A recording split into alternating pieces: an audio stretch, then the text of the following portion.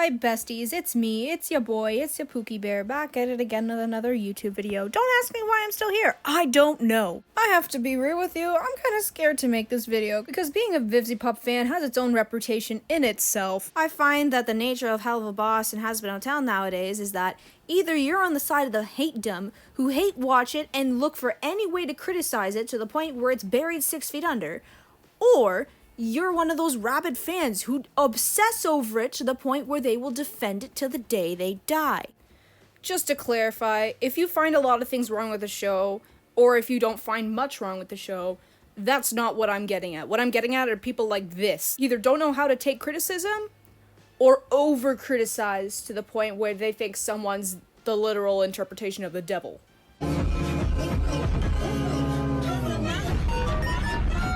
As someone who finds approaching things with different perspectives important, I really wanted to give my 5 cents on this as a fan and as someone who's willing to accept that the show has flaws. So get comfy in your favorite blanket and let's take a look at this together.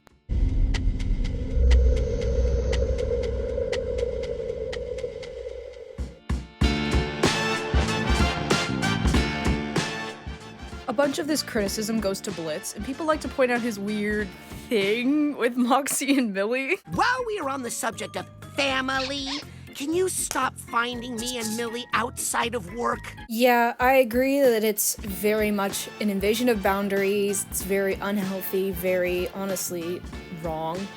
And I don't think it was portrayed very well. I think it was meant to be some sort of gag or joke. Some people have tried to back it up, and maybe some of the reason behind why this would happen as well is that it's trying to set up Blitz as this lonely character who doesn't know what it's like to feel loved, who doesn't think he deserves love or will ever get love, so he's using other relationships in order to just kind of vicariously get that. I feel like that has been portrayed in itself already very well without the need for having to stalk his employees. Thankfully, Vivzie has made the pilot, which includes the weird scenes of Blitz literally recording Eminem in their home, hiding in their fridge, and watching Moxie sleep. No longer canon.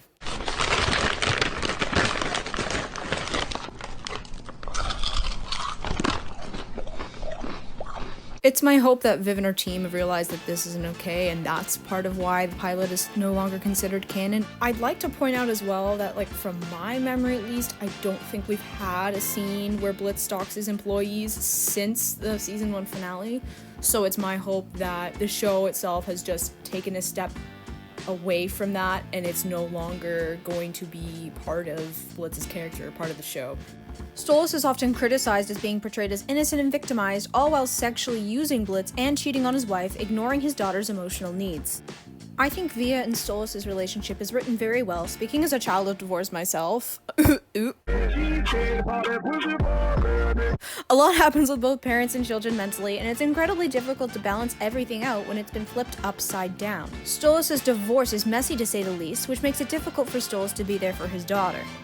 Season 2, Episode 2 makes this come to a head, and Stolas does effectively realize he hasn't been there for his daughter like he should be. Octavia holds Stolas accountable for neglecting her needs, and he acknowledges his wrongdoing. Stolas is a result of how he was raised and is a victim. He grew up very isolated, was forced to mature and follow a specific life path whether he wanted to or not. His arranged marriage was implied to be very emotionally, mentally, and even physically abusive, and he endured it to try and ensure Octavia had a quote-unquote normal childhood. The only reason I have endured your constant insults and cruelty was for that girl to have a normal life. I do believe that the marriage was loveless, and while both his and Stella's reputations in the Goetia family are now at risk, I doubt the cheating had very much of an effect on Stella. Should cheating as a general rule be okay? Of course not! And I doubt VivziePop is trying to push that narrative or sweep cheating under the rug. Helluva Boss is an adult cartoon, meaning the audience knows for themselves what right and wrong are.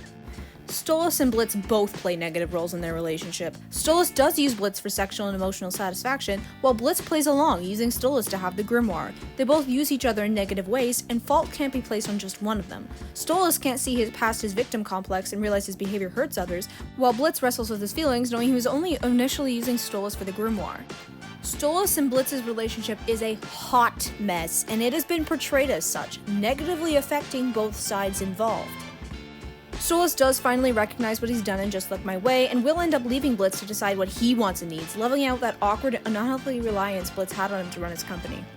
Again, this is an adult cartoon. I think a lot of the character flaws and issues people point out can circle back to the characters' behavior stemming from their trauma. These characters are not meant to be beacons of morality by any chance. They fuck up, they do bad things, and they do get reality checked from them from time to time. But they are also capable of good things like building families, protecting their loved ones, and gaining confidence in their abilities. The characters in Helluva Boss are not meant to be goody two-shoes, lesson-teaching protagonists.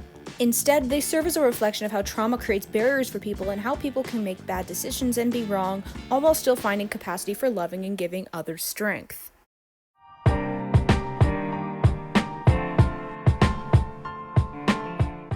A lot of people also have a problem with the way villains are portrayed in merch, and this is another one that I agree with. Villain characters in Helluva Boss, Hazbin Hotel, they're portrayed as heavily abusive. They have no redeeming qualities in the shows. They are meant to be disliked. You got me jumping like...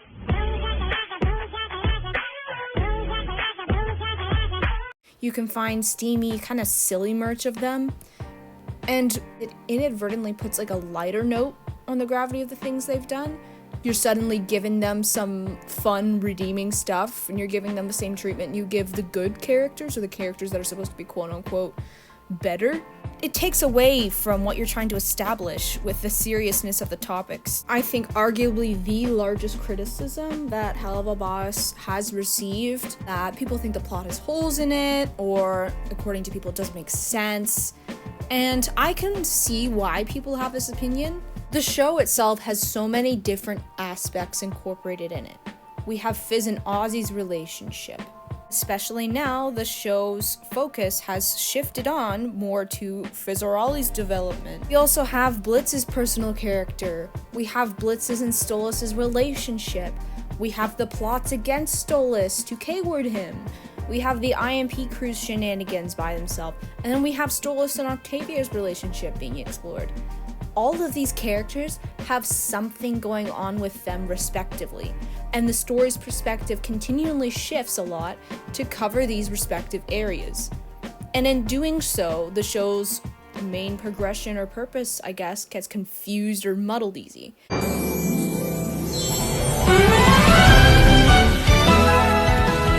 Ohayo, Onii-chan. And some of these characters, like Millie, seem to be missing a lot of details, or in a lot of people's opinions, are missing details. Events in the show are left vague, possibly to ensure people keep an interest in the show, as episodes typically take at least a month to release.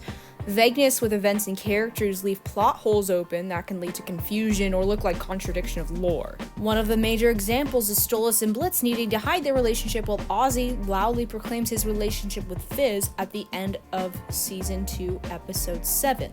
It takes some reading into it, but if you look at it a little more, Ozzy is short-tempered and likely only exposed the relationship in the heat of the moment.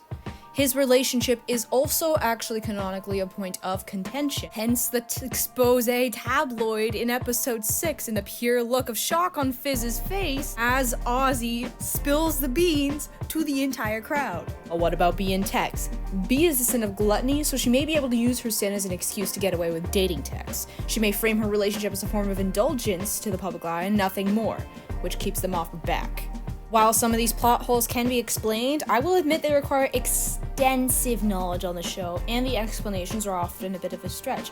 Because of the constant perspective shifting as well, the characters don't seem to get as much development. This may sound weird, but I kind of like the plot like this. It sort of mimics real life. There's no direct main thing happening, just a bunch of things together that sometimes overlap. Is it messy? Absolutely, and I can see why people find it confusing and dislike the writing. But to me, the mess brings a form of comfort, reminding me that life doesn't have to make sense all the time, nor is it meant to. Especially in light of Season 2, Episode 7. Man-Mon is a larger character, notably one of the only plus-size characters in Helluva Boss, yet he's portrayed as a villain, namely, fat person is greed. Many people have noticed the lack of plus-size characters in Helluva Boss and don't like the fact that all the characters are thin. us not into temptation, but deliver us. I agree with this too. As much as I find Viv's art style neat, I do think there's room for body diversity in it, and body diversity should be part of the show. And the fat person's greedy stereotype, kinda hurtful. There was a whole thing about the subtitles in Helluva Boss, namely Fizz's kaiju rant. If you know, you know. In it, the subtitles added a cheeky, "I'm being paid to write this, lol." Many pointed out how editing like this harms accessibility for those who are deaf or whose disabilities require them to use subtitles, and I agree. While fun, those edits aren't an accurate reflection of what is happening on screen. Spindlehorse responded accordingly, and the subtitles have since been fixed to be accurate. Lots of people pointed out that Sally Mae, a canon trans woman, is frequently pictured in poses and outfits in merch that emphasize a bulge. People pointed out that they believed it was fetishization or over-sexualization of trans people and that it wasn't proper representation. However, Sally's voice actor, Morgana Ignis, who is a trans woman, has taken to Twitter to say that the team consulted her on the merch and she encouraged that they include her body the way it was portrayed. Ignis sums it up best here. Are you offended that Sally Mae didn't have bottom surgery or it doesn't tuck? Are you mad she doesn't have bottom dysphoria? Do you think she should feel shame? Trans bodies, no matter what they look like, are worthy of taking up space and being shown off and are valid. I think Sally Mae being trans and having a bulge is great. She could help other trans women with similar bodies feel validated and seen. Season 2, Episode 7 featured a heartwarming scene with Fizz signing with a deaf fan. Lots of people found this lovely, and the credits mentioned an ASL consultant was used. Upon translation, the actual signing used is a little loose and basic, just somewhat reflecting the subtitles displaying what is meant to be conveyed. Opinions are split on whether or not this is good representation or if it's misleading, and I can't really say as someone who doesn't know ASL very well. At the end of the day, if this is misleading or misrepresentation, I believe that does kind of fall on the ASL consultant for being the one to help Viv and the team create this scene. Again, I don't want to jump into conclusions. I don't even know if this is actually a problem. Let me know what you think about this one in the comments, because I'm torn on it. The internet owes Vivian Madrano an apology.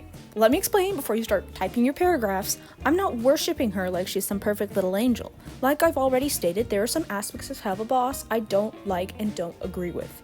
But aside from all that, people have been flaming her on Twitter, especially for quote-unquote not being able to handle criticism. In her defense here, lots of the quote-unquote criticism I've seen regarding Helluva Boss has had really backhanded and negative wording like, "This sucks," or "Vivzy Pop's insert thing here is so bad, I can't stand it because..."